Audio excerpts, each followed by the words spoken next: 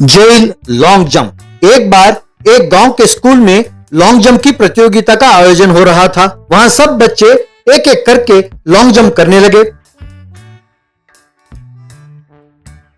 उनमें नायक नाम का एक लड़का सबसे ज्यादा दूर कूदा और पहला इनाम जीता। टीचर उसे ट्रॉफी देते हुए, कंग्रेचुलेशंस नायक, तुम जैसे स्पोर्ट्समैन देश के लिए और खासकर पुलिस डिपार्टमेंट के लिए बहुत आवश्यक। बड़ा होके तुम पुलिस बनोगे। कैसे टीचर है सर आप? इतना टैलेंट होते हुए मैं पुलिस क्यों बनूंगा? एक बड़ा चोर बनूंगा, पैसे खूब कमाऊंगा। तुम बड़ा होकर वो वाकई एक चोर बना। पुलिस उसके पीछे पड़ते तो वो बहुत तेजी से गहनों को लेकर भाग जाता था।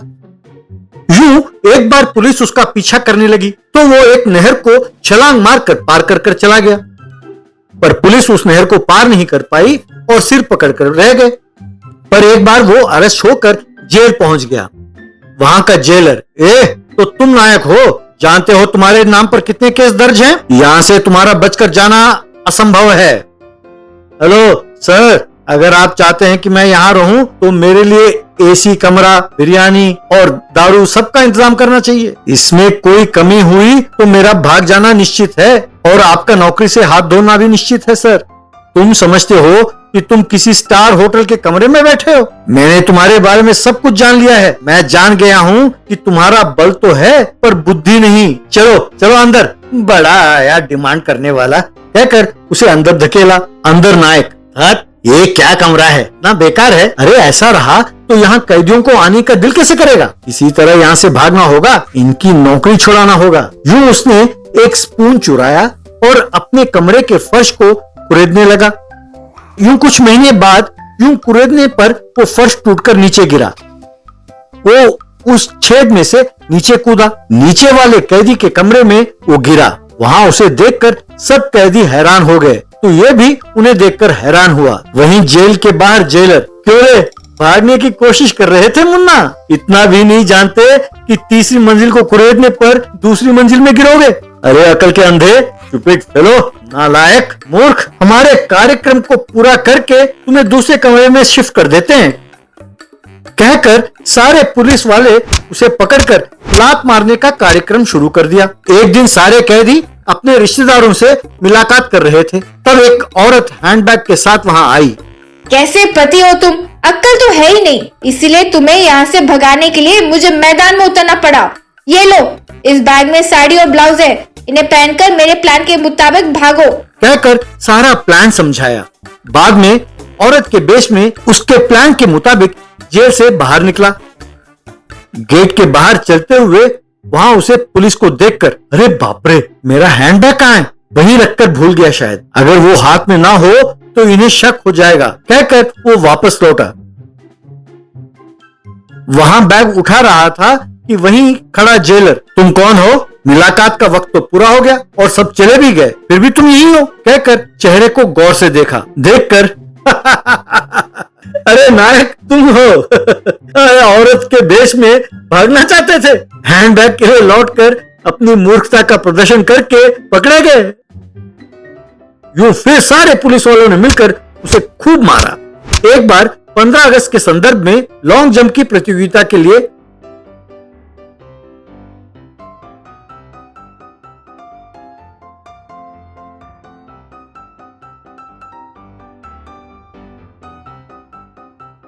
सारे कैदी खड़े थे, एक एक करके लॉन्ग जंप कर रहे थे।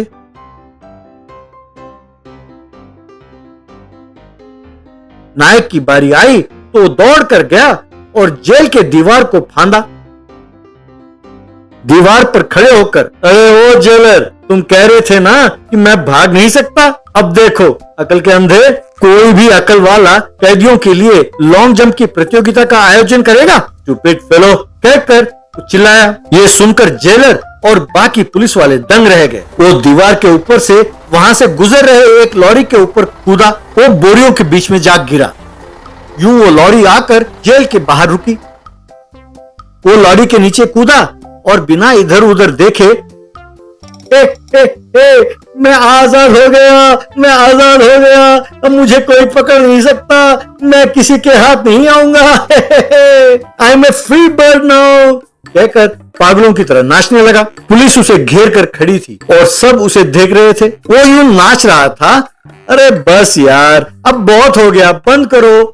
अरे डांस बेबी डांस में भी कोई इतना बढ़िया डांस नहीं करता। उसने आंखें खोलकर देखा, अपने आप को पुलिस से घिरा पाया। वो हैरान हो गया। आई एम वेरी सॉरी भाई, हमें फिर से तुम्हारी खातिरदारी करनी पड़ेगी। और वेलकम बैक टू हेल। बेचारे, तुम जानते नहीं थे ना कि ये जेल को चावल सप्लाई करने वाली लॉरी है। अगली बार भागना हो तो जरा दिमाग का प्रयोग करो। कॉन्स्टेबल्स, देख क्या रहे हो, खातिर करो।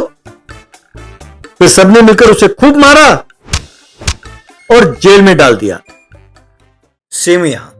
एक गांव में विपिन नाम का एक व्यक्ति रहता था। वो बचपन से ही बड़ा ढीठ था। वो किसी पर भी भरोसा नहीं करता था। किसी भी बात को जब तक खुद ना जांच ले वो भरोसा नहीं करता था। विपिन की पत्नी का नाम था दीपिका। उसे विपिन की रोज रोज की हरकतों से दिमाग खराब हो रहा था। एक दिन एक दूध वाला भैंस लेकर वहां आया। क्यों भाई, आज तो तुम भैंस ही लेकर आ गए? नहीं तो क्या साहब, आप हर रोज दूध में कोई मीटर लगाकर इसमें 20% पानी है, इसमें 30% पानी है कहकर पैसे काट कर देते हैं। आज मैं अपनी ईमानदारी को साबित करने आया हूँ। आपके आंखों के सामने ही मैं दूध धोकर दूंगा। आज हर हाल में आपसे पूरे पैसे लेकर ही जाऊंगा। चलो ठीक है, ये भी देख लेते हैं। उसने दूध धोया और बर्तन को विपिन को दिया। विपिन ने 1 मीटर लेकर दूध में रखा। इसमें 10% पानी मिला हुआ है। ये क्या, आपके आंखों के सामने ही तो दूध धोया था ना, अब पानी कहाँ मिलाया? अरे तुमने दूध में पानी नहीं मिलाया होगा, पर घर पर तुमने इसे बहुत सारा पानी पिलाया होगा, है ना? अगर भैंस को बहुत पानी पिलाया हो तो उसे बाहर निकालने का रास्ता तो और है ना साहब। ये सब मैं कुछ नहीं जानता। ये लो 10% पानी का काट कर बाकी पैसे। वो ये सोचकर वहां से चला गया कि इस जन्म में तो इससे पूरे पैसे नहीं ले पाऊंगा। एक और दिन एक इलेक्ट्रिशियन ने आकर फैन रिपेयर किया। वो विपिन से, सर फैन रिपेयर हो गया है, पैसे देंगे तो मैं चलता हूँ। विपिन ऊपर देखकर, फैन अच्छी तरह घूमेगी ना? एकदम झकास घूमेगी सर, देखिए मस्त हवा आ रही है। भाई पता नहीं क्यों मुझे लगता है कि तुमने पंखे ठीक से नहीं फिट किया, हवा ठीक से नहीं आ रही है। क्या बात करते हैं सर, यहाँ तो ठंड लग रही है। अच्छा तो ठहरो, तुम्हारा और फैन का एक टेस्ट करता हूँ। अगर तुम वो पास हो गए तो मैं तुम्हें पैसे दे दूंगा कहकर अंदर गया। विपिन एक लोटे में पानी लाकर उसके सिर पर डाला। अगर तुम्हारे बाल 10 मिनट में सूख गए तो मैं समझूंगा कि ये फैन रिपेयर हो गया। नहीं सूखा तो मतलब ये है कि तुमने उसको रिपेयर ठीक से नहीं किया। वो परेशान हो गया। विपिन टाइम देखने लगा। ठीक 10 मिनट के बाद उसके सिर पर हाथ रखकर देखा और ना ना ना ना, बाल सूखे नहीं भाई, तुम्हें पैसे नहीं दूंगा, जाओ। वो मन ही मन उसे गाली देते हुए चला गया। दीपिका ने सिर पकड़ लिया। एक दिन दीपिका ने विपिन को सेमिया के खीर बनाकर दिया। इसमें गुड़ कितना डाला है तुम जानती हो ना कि ज्यादा मीठा हो तो मुझे पसंद नहीं है। जानती हूँ, जरा खा कर तो देखिए, आपको पता चल जाएगा। मैं ये रिस्क नहीं उठा सकता। रुको, बिना खाए ही इसको टेस्ट करता हूँ कहकर उस खीर को गुड़ की दुकान पर ले गया। यहाँ क्यों लाए हो? देखती जाओ कहकर उसे गुड़ की डली के पास रखा। मक्खियां गुड़ की डली से उठकर खीर पे जाकर बैठी। विपिन मैग्नीफाइंग ग्लास लेकर मक्खियों की संख्या गिनने लगा। देखा, तुम्हारे खीर के ऊपर 56 मक्खियां बैठी हैं, यानी तुमने ज्यादा गुड़ डाला है। अरे धत, तुम जैसे नक्सड़े इंसान से शादी करने के लिए मुझे अपने ही जूते से मारना चाहिए कहकर वहां से चली गई। एक और दिन दीपिका ने सेमिया उपमा बनाया। उसे विपिन को देकर, अरे अब ये तो मीठा नहीं है, अब इसमें क्या चेक करोगे आप? विपिन ने उसको सूंघा। मुझे शक है कि इसमें नॉन वेज मिलाया हुआ है। तो जानती ही हो कि मैं पक्का वेजिटेरियन हूँ। अरे मैं भी तो वेजिटेरियन हूँ, अपने घर में मांस कौन लेके आता है? अरे ना ना, मैं ये नहीं कहता कि तुमने मिलाया है। हो सकता है कि जिस फैक्ट्री में सेमिया बनता है वहाँ मिलाया होगा। तो इसे कैसे टेस्ट करोगे? थोड़ी देर के लिए सोचने लगा। हाँ, एक आइडिया है। ये सेवियां बिल्कुल केंचुए की तरह दिखते हैं ना, इन्हें कांटे में डालकर मछली पकड़ते हैं। अगर इसमें नॉनवेज मिला हो तो मछली बंसी में फंसेगी। क्या कहती हो? मैं क्या कहूँगी, सब मेरी किस्मत है, यही कहूँगी। यूं वे एक खेत के पास गए, उस सेमिया को एक कांटे में फंसाया, उसे पानी में रखा। थोड़ी देर बाद यूं लगा कि उस बंसी को किसी ने खींचा हो। लगता है कि मछली फंसी है, यकीनन ये नॉनवेज सेमिया ही है। तभी एक बड़ा मगरमच्छ मुंह खोला और उनके पास आया। दोनों डरकर बाप रे, मगरमच्छ! कहकर चिल्लाने लगे। वो उनके तरफ मुंह खोलकर बढ़ने लगा। अरे ये हमें जिंदा निकल जाएगा, भागना चाहता हूँ पर पांव जमीन पे धरे के धरे ही रह गए। तभी दीपिका को एक उपाय सूझा। उसने तुरंत अपने पास बचा सेमिया उपमा उस मगरमच्छ के मुंह में डाल दिया। मगरमच्छ उसे खाकर खुश होकर पानी में चली गई। विपिन ने चैन की सांस ली। तुम्हारे इस पागलपन की वजह से आज मौत के दरवाजे तक जाकर लौटे। कम से कम अब से ही ये नक्शड़े बर्ताव को छोड़ दो, नहीं तो मैं मायके चली जाऊंगी। मुझे अकल आ गई है, अब मैं जिंदगी में किसी भी चीज पर शक नहीं करूंगा। चलो घर चलते हैं, प्लम्बर अपनी प्रतीक्षा कर रहा होगा। दीपिका उसे शक की निगाहों से देखने लगी।